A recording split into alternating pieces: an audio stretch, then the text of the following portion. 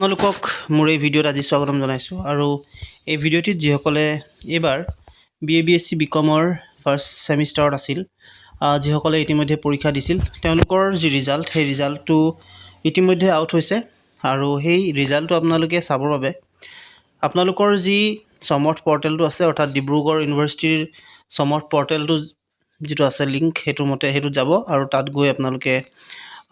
যিখিনি ডিটেইলছ ভৰাব দিছে সেইখিনি ভৰাব আৰু অটোমেটিক্যালি আপোনালোকৰ যিখন গ্ৰেড शीट সেই গ্ৰেড शीटখন ডাউনলোড কৰিব পাৰিব সো এইখিনি কেনেকৈ আপোনালোকে কৰিব ইতিমধ্যে মই ভিডিঅ' বনাই থৈছোঁ আপোনালোকক কেনেকৈ আপোনালোকৰ ৰিজাল্টবিলাক চেক কৰিব পাৰে আপোনালোকে যদি চোৱা নাই হেয়া চাই ল'ব তাত আপোনালোকক সকলো সবিশেষ মই জনাই থৈছোঁ যদিও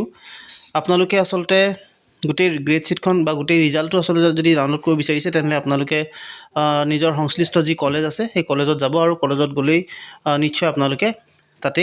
পাই যাব এতিয়ালৈকে কিন্তু ডিব্ৰুগড় বিশ্ববিদ্যালয়ৰ যিটো অফিচিয়েল ৱেবছাইট তাত এই যি ৰিজাল্ট সেই ৰিজাল্টৰ কোনো ডিটেইলছ আপলোড কৰা নাই যদিও আপোনালোকৰ কিন্তু ৰিজাল্ট ইতিমধ্যে আউট হৈছে আৰু আপোনালোকে চাবৰ বাবে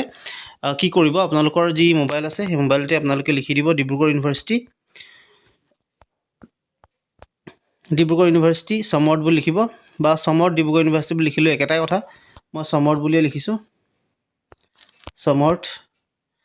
ডিব্ৰুগড় ইউনিভাৰ্চিটি বুলি লিখিব তাৰ যিটো ৱেবছাইট হৈছে dibru.samorth.edu.in এই ৱেবছাইটটোত আহিব লাগে আৰু অহাৰ পিছত ইয়াত আপোনালোকক বিচাৰিছে এনৰোলমেণ্ট নাম্বাৰ আৰু পাছৱৰ্ড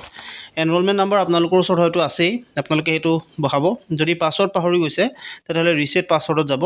তাত যোৱাৰ পিছতে সিলেক্ট প্ৰগ্ৰাম সিলেক্ট কৰি লব আপোনালোকৰ ধৰক BA যদি হয় BA মাৰিব তাৰপিছত এনৰোলমেণ্ট নাম্বাৰটো ইয়াত ভৰাই দিব সাবমিট কৰি দিব সাবমিট কৰাৰ লগে লগে আপোনালোকৰ যি মেইল আইডি আছে তাত মেইল আইডিত এটা ইমেইল আহিব আৰু সেই ইমেইলটো আপোনালোকে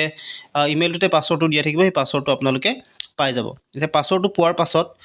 আকৌ সেই এনৰোলমেণ্ট নাম্বাৰৰ যিটো পাৰ্ট তাত আহি যাব পাছৱৰ্ডটো দিব লগইন কৰিব লগইন কৰাৰ লগে লগে আপোনালোকৰ